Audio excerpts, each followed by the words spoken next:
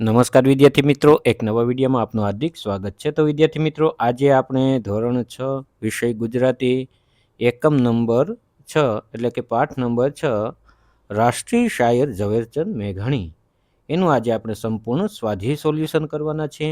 તો વિદ્યાર્થી મિત્રો, આપને વિનંતી છે કે શરૂઆતથી માંડીને અંત સુધી આપ આ વિડીયોમાં બન્યા રહેજો. સૌપ્રથમ વિદ્યાર્થી મિત્રો, આપણે ગુજરાતીનું પાઠ્યપુસ્તક ખુલ્લું રાખવાનું છે અને જે એમાં સ્વાધ્યાયમાં જ્યાં પણ આપણે લખવાનું છે ત્યાં વિડીયોને સ્ટોપ કરીને લખી પણ નાખવાનું છે. તો સૌપ્રથમ વિદ્યાર્થી મિત્રો, આપણે ગુજરાતીના પાઠ્યપુસ્તકમાં પૃષ્ઠ ક્રમાંક એટલે કે પેજ નંબર પાના નંબર 33 ઉપર એ સુંદર મજાનું જે જીવન ચરિત્ર આપેલું છે રાષ્ટ્રીય શાયર ઝવેરચંદ મેઘાણીનું. તો વિદ્યાર્થી મિત્રો, આ પાઠ છે સંકલિત છે એટલે એના કોઈ લેખક કે કવિ ન હોય અને આનો સાહિત્યનો પ્રકાર છે એ જીવન ચરિત્ર છે એટલે કે એના જીવન ઉપરથી આ બનાવવામાં આવેલો છે પાઠ. એમને રાષ્ટ્રીય શાયરનું બિરુદ પણ ઝવેરચંદ મેઘાણીને મળેલ છે. એ પાઠનું આપણે સુંદર મજાનું અધ્યયન કરી લેવાનું છે. પાના નંબર 33, 34, 35 ને 36. ત્યારબાદ પાના નંબર 36 ઉપર છે આપણું જે મુખ્ય સ્વાધ્યાય એટલે કે વાતચીત, જે સ્વાધ્યાય સોલ્યુશન, જ્યાં પણ વિદ્યાર્થી મિત્રો આપણે એમ જણાય કે અહીં લખવાનું છે તો આપણે વિડીયોને સ્ટોપ કરીને લખી પણ લેવાનું છે. એ પહેલાં વિદ્યાર્થી મિત્રો, આપને વિનંતી છે કે તમે હજી પણ મારી યુટ્યુબ ચેનલ સુરેશ સાહેબ નામની ચેનલ સબસ્ક્રાઈબ ન કરી હોય તો પ્લીઝ જરૂર સબસ્ક્રાઈબ કરી દેજો. કેમ કે વિદ્યાર્થી મિત્રો, આ ચેનલ ઉપર હું ધોરણ 4થી માંડીને 12 ધોરણ સુધીના વિડીયો ભાષાના બનાવું છું. તો વિદ્યાર્થી મિત્રો, જરૂર મને સબસ્ક્રાઈબ કરજો. વધારે સમય ન બગાડતા હવે પૃષ્ઠ ક્રમાંક પેજ નંબર 36 ઉપર વાતચીત છે. એના કુલ વિદ્યાર્થી મિત્રો 9 પ્રશ્નો આપેલા છે. આપણે પ્રશ્નોનું સોલ્યુશન કરીએ, ત્યારબાદ જે પાઠ્યપુસ્તકમાં અંદર લખવાનું છે એ પણ આપણે લખવાના છીએ. તો આ વિડીયોમાં બન્યા રહેજો. મુખ્ય પ્રશ્ન 1 વાતચીત. એમાં જો વિદ્યાર્થી મિત્રો, પાના નંબર 36 ઉપર આપણે કુલ 9 પ્રશ્નો આપેલા છે. એનો પ્રથમ પ્રશ્ન, કઈ વાત પ્રસંગ તમને ગમ્યા કેમ? જવાબ, વર્ષ 1928માં મેઘાણી કવિ કાક સાથે ગીરમાં આવેલા નેસડામાં ગયેલા. ત્યાં હીરબાઈ નામની 14 વર્ષની ચારણ કન્યાએ પોતાની વાછરડીને મારનાર વિકરાળ સિંહને વાછડીનું માંસ ચાખવા ન દેતા લાકડી વડે હાંકી મૂક્યો. તે પ્રસંગ મને ગમ્યો, કારણ કે મેઘાણીએ એક જગપ્રખ્યાત ચારણ કન્યા ગીતની રચના કલમ અને કાગળ ઉપર ત્યાં ઊભા જ જેમ જેમ જોતા ગયા તેમ તેમ કરતા ગયા. આ ગીતમાં આપણા રૂવાડા ઊભા કરી દે તેવી રચના કરી છે.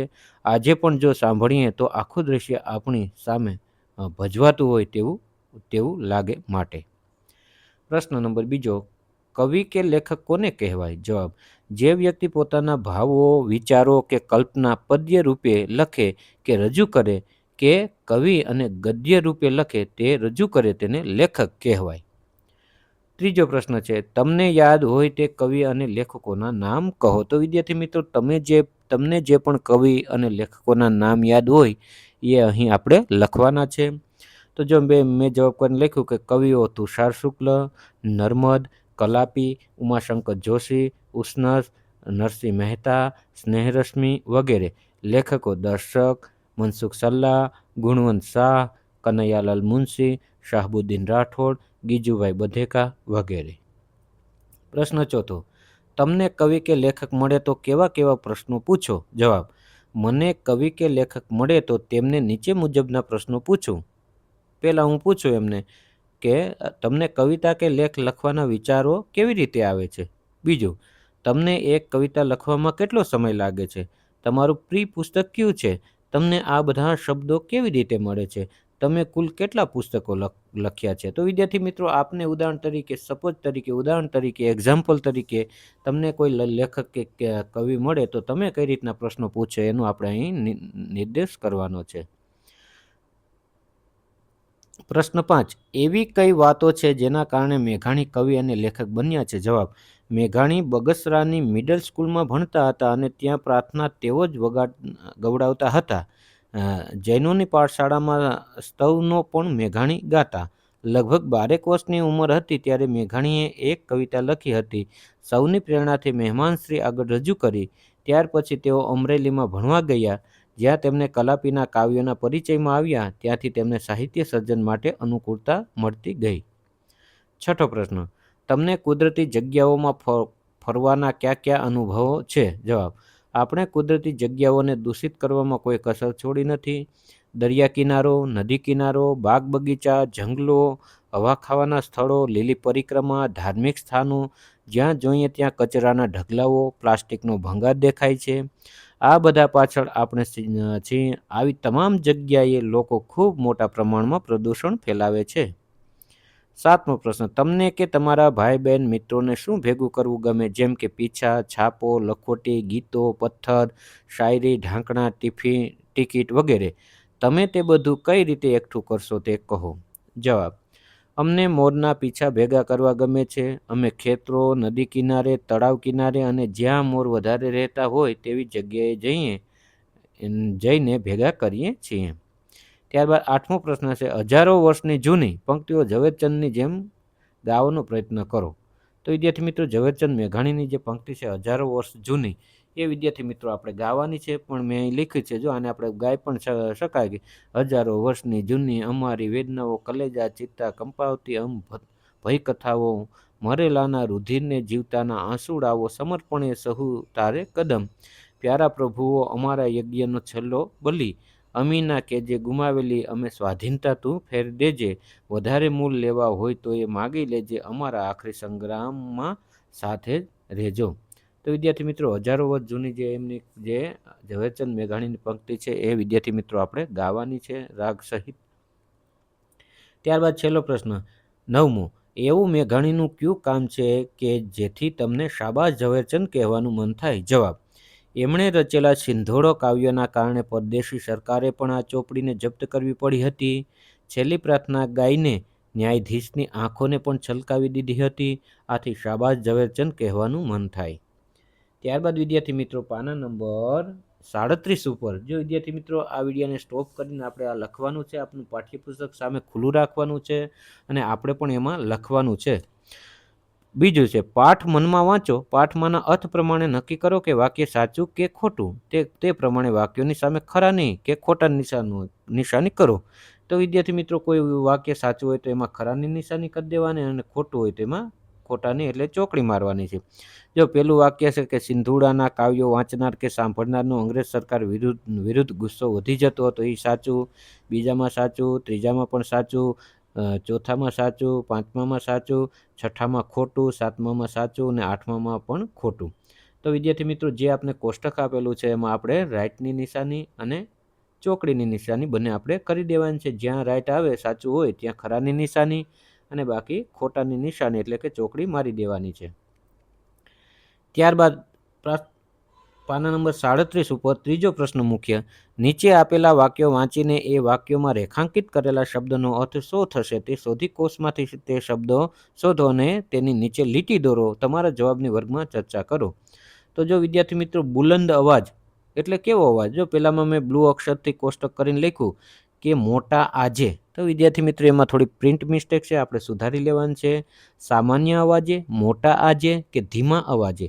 તો ખરેખર આજે ન હોય, અવાજે, તો મોટા અવાજે એટલે બુલંદ અવાજ એટલે કે મોટો અવાજ. તો એમાં મોટા અવાજે એમ કરી નાખવાનું છે. એમાં આપણે આપ ચાહો તો નીચે લીટી કરી શકો અથવા તો આ રીતના આપણે કોષ્ટક બનાવી દેવાનું છે. બીજું છે એમાં જો વિકરાળ એટલે કેવું? તો કે ભયાનક, એમાં આપણે લીટી કરી દેવાની અથવા તો કોષ્ટક બનાવી દેવાનું છે. ત્રીજું જો એમાં ખમીરવંતો કેવો? તો કે જોશીલો. ચોથું છે આકાંક્ષા એટલે કે તીવ્ર ઈચ્છા. ને પાંચમું છે હાકોટા એટલે કે બૂમો. તો વિદ્યાર્થી મિત્રો, આ જે છે એમાં આપ ચાહો તો નીચે અંડરલાઈન કરી શકો અથવા તો આ રીતના કોષ્ટક બનાવી નાખવાનું છે. ત્યારબાદ ચોથો પ્રશ્ન પાના નંબર 37 ઉપર એ પણ આપેલો છે, વાક્ય વાંચી આપેલા શબ્દના સાચા અર્થની સામે ખરું કરો. તો વિદ્યાર્થી મિત્રો, જો આપણે કે પાનો ચડાવવું એટલે શું થાય? શાબાશી આપવી, પૌષ્ટિક ભોજન આપવું કે પ્રોત્સાહન આપવું? તો કે પ્રોત્સાહન આપવું. ત્યાં આપણે ખરાની નિશાની કરી દેવાની કેમ કે સાચો અર્થ છે. બીજામાં જપ્ત કરવું તો કે લઈ લેવું થાય. ત્રીજામાં છે કે ખજાનો ખોલવો તો કે મૂલ્યવાન ભંડાર ખોલવો. ચોથામાં આંખમાં પાણી આવી જવું તો કે આંસુ નીકળી આવવા. તો વિદ્યાર્થી મિત્રો, આ રીતના આપણે એની ઉપર રાઈટની નિશાની કરી દેવાની છે. ત્યારબાદ પાના નંબર 38 ઉપર મુખ્ય પ્રશ્ન 5મો, પ્રશ્નોના જવાબ લખો. એમાં વિદ્યાર્થી મિત્રો આપણે 5 પ્રશ્નો આપેલા છે એના આપણે જવાબ લખવાના છે. મેઘાણીને કયા કયા ઉપનામો મળ્યા છે? જવાબ, મેઘાણીને પહાડનું બાળક, વિલાપી, જનક રાજા અને રાષ્ટ્રીય શાયર ઉપનામ મળ્યા હતા. બીજું છે લોક સાહિત્ય એકઠું કરવામાં મેઘાણીને કઈ કઈ તકલીફો પડી હતી? જવાબ, લોક સાહિત્ય એકઠું કરવામાં મેઘાણીને ઘણી તકલીફો પડી હતી. તેઓ અઠવાડિયાના 3 દિવસ સૌરાષ્ટ્રના ગામડે ગામડે રખડીને લોક સાહિત્ય એકઠું કરતા. તે વખતે વાહન વ્યવહારની પૂરતી સગવડ ન હતી, ન તો ભોજનની. મોટે ભાગે ઘોડે બેસીને રખડપટ્ટી કરવી પડતી, તો વળી ક્યારેક ઊંટ પર નીકળવું પડતું. રેકોર્ડિંગ કરી લેવાની સગવડ પણ નહોતી. ત્રીજો પ્રશ્ન છે, ઝવેરચંદ પોતાને પહાડનું બાળક કેમ માનતા હતા? જવાબ: તેમના પિતા જમાદાર હોવાથી તેમને બદલીઓ મોટાભાગે ડુંગરાળ પ્રદેશમાં થતી. તેથી તેમની નવા ગામોમાં ખેતર પાદર, નદી પર્વત સાથે દોસ્તી થતી. આમ ખોડાનો ખૂનનાર, પહાડોનો ખૂનનાર બનતા ગયા અને મોટા થઈ પોતાને પહાડનું બાળક માનતા હતા.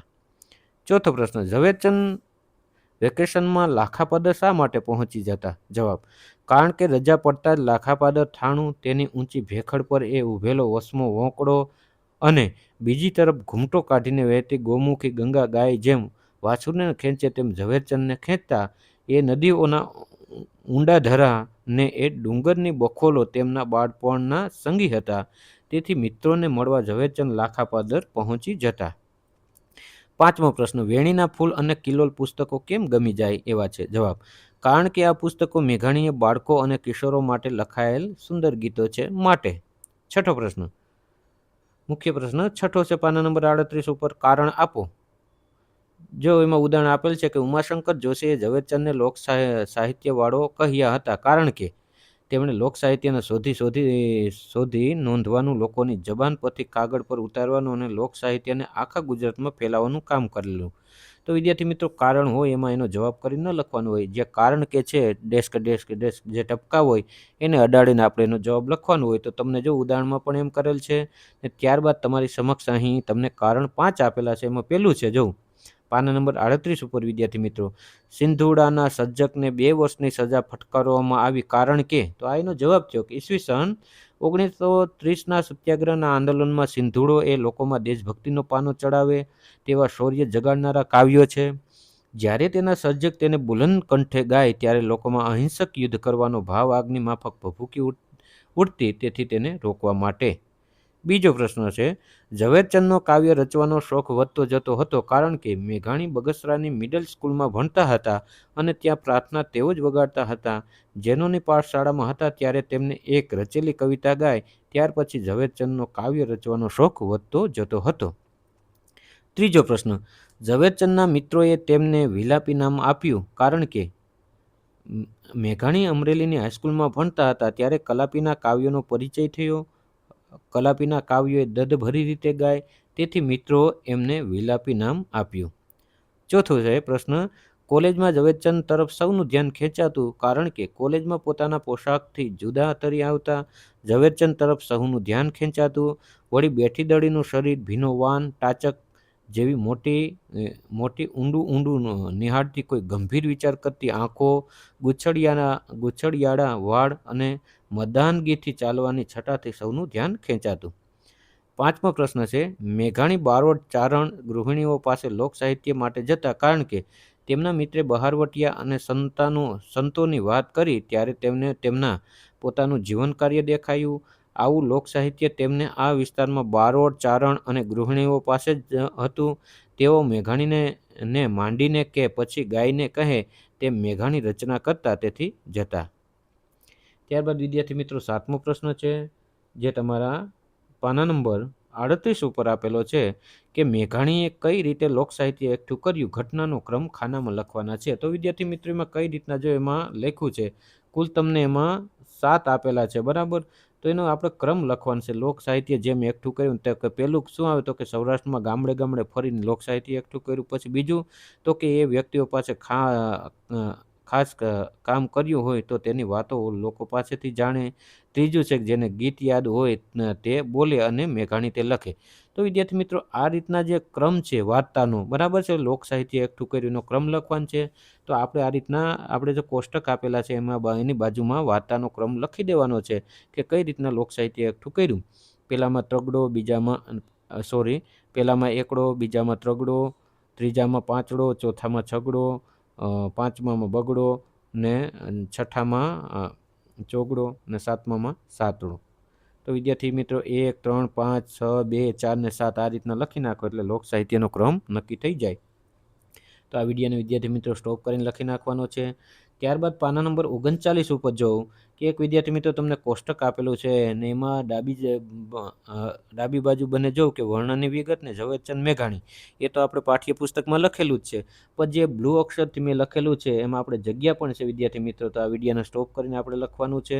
ઉદાહરણ તરીકે છે કે વર્ણનની વિગત ને ઝવેરચંદ મેઘાણી. પહેરવેશ ઝવેરચંદ મેઘાણીનો કેવો હતો?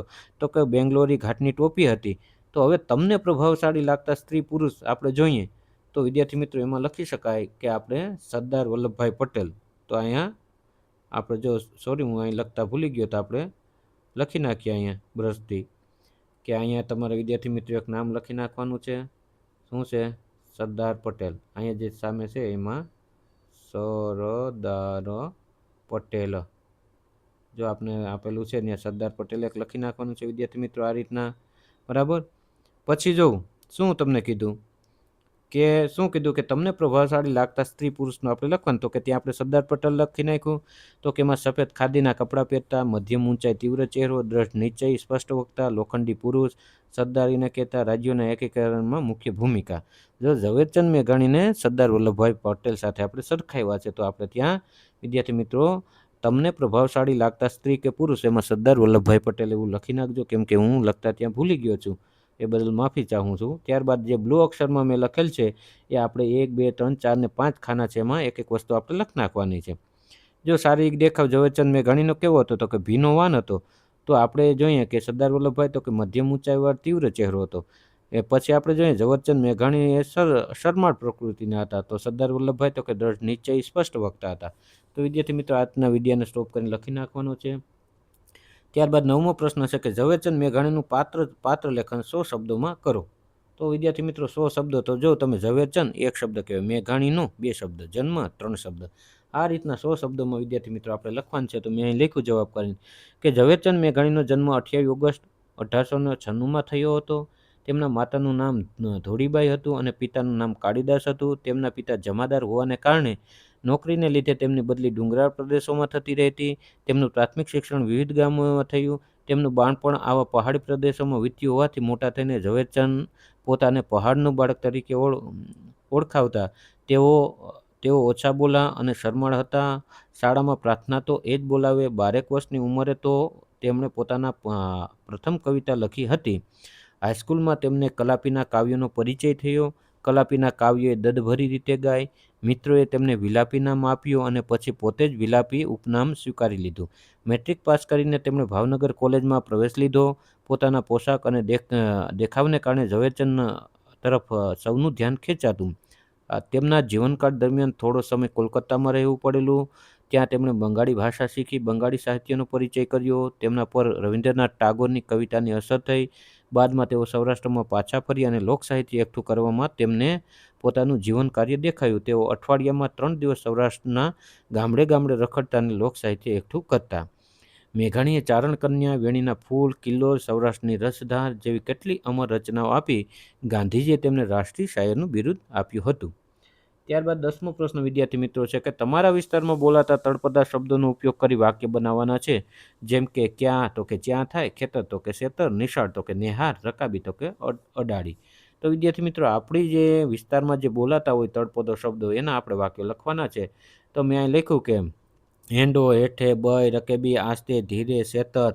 તો વિદ્યાર્થી મિત્રો આનો અર્થ આપીને આપણે વાક્યો પણ બનાવવાના છે. મહેમાન છે, બેહવું છે, આલજો, ભોટ.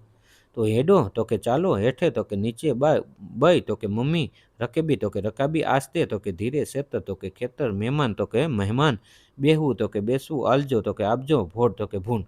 ત્યારબાદ વિદ્યાર્થી મિત્રો આપણે વાક્ય પણ લખવાનું છે. એમાં જગ્યા નથી, પણ આપણે જે અસાઇનમેન્ટ કોઈ બનાવતા હોય અથવા પાકી નોટ બનાવતા હોય એમાં લખી શકાય. પેલું વાક્ય જો હેડવામાં ઉતાવળ રાખો. જો વિદ્યાર્થી મિત્રો આપણે સૌરાષ્ટ્રમાં હોય તો આપણે કે હાલ હાલ, પણ જે તમે અમદાવાદ બાજુ વહી જાઓ તો ચાલ ને એવું, બરાબર, શુદ્ધ રીતે ચાલો. આપણે અહીં હાલો એમ કહીએ. જ્યારે બીજી બાજુ તમે જાઓ બીજા કોઈ પ્રદેશમાં તો ત્યાં હેંડો કહીએ, હેન્ડ, બરાબર. તો હેંડવામાં ઉતાવળ રાખો. તમે શાંતિથી હેઠે બેસી જાઓ. મારી બઈ શાકભાજી લેવા જાય છે. મહેમાનને ચા પીવા માટે રકેબી આલજો. આ રસ્તો જરા ચીકણો છે તો આસ્તે આસ્તે હેઠજો, અમારા ખેતરમાં ઊભા પાકમાં ભોંડ પહેરી ગયા. તો વિદ્યાર્થી મિત્રો, બાર ગાવે બોલી બદલાય, જે આપણા વિસ્તારમાં બોલાતી હોય શબ્દ હોય એમાં આપણે લખવાના છે, બરાબર છે. એવા ઉદાહરણ તરીકે આપણે એમ કહે, એ ભાઈ તારું નામ શું છે? આપણે અહીંયા સૌરાષ્ટ્રમાં ખાસ કરીને હું બોલીએ તો એનો શુદ્ધ અર્થ શું થાય? હુંનું શું થાય? તારું નામ શું છે? બરાબર. તો એ રીતના વિદ્યાર્થી મિત્રો આપણે જે લોકબોલીમાં બોલાતા હોય તળપદા શબ્દો હોય એને અહીં લખવાના છે. ત્યારબાદ છેલ્લો પ્રશ્ન વિદ્યાર્થી મિત્રો છે 11મો. કોષમાં આપેલા શબ્દોમાંથી ગદ્યખંડમાં યોગ્ય શબ્દ ગોઠવો. તો વિદ્યાર્થી મિત્રો, કોષમાં તમને આપેલા છે, એક નીચે પેરેગ્રાફ આપેલો છે તમને, સાવજ, રોડકોડ, હોંકારો, હોટકી, ભાઈ, નેસ, ડાંગ. આમાંથી પસંદ કરીને આપણે છે ગદ્યખંડમાં યોગ્ય શબ્દ મૂકીને ખાલી જગ્યા પૂરવાની છે. અમે બધા મિત્રના નેસમાં બેઠા હતા. સૂર્ય હજી હમણાં જ આથમેલો. રોડકોડ હોવાથી હજી અંધારું ઉતર્યું નહોતું. તેવામાં હુંકારા સંભળાયા. અમે બધા લાકડીઓ લઈને અવાજની દિશામાં ધસી ગયા. પહોંચતા જોયું કે સિંહ ગાયની હોડકીનો શિકાર કરેલો અને એક ચારણ છોકરી ડાંગ લઈને સાવજની સામે થયેલી. તો વિદ્યાર્થી મિત્રો, જે બ્લુ અક્ષરમાં લખેલા છે આપણે ખાલી જગ્યામાં ભરી દેવાનું છે. નેસ, રોડકોડ, હોંકારા, હોડકી, ડાંગ, સાવજ. તો વિદ્યાર્થી મિત્રો, આ હતો આજનો વિડીયો. આ વિડીયો આપને કેવો લાગ્યો? જો વિદ્યાર્થી મિત્રો આ વિડીયો આપને સારો લાગ્યો હોય તો વિડીયોને એક લાઇક કરી દો, સુંદર મજાનું કમેન્ટ કરી દો. ને આ વિદ્યાર્થી મિત્રો, હજી પણ તમે મારી યુટ્યુબ ચેનલ સુરેશ સાહેબ નામની ચેનલને સબસ્ક્રાઈબ ન કરી હોય તો પ્લીઝ જરૂર સબસ્ક્રાઈબ કરી દેજો. તો બાય બાય દોસ્તો, મળીએ આગળના વિડીયોમાં. નમસ્કાર, થેન્ક યુ.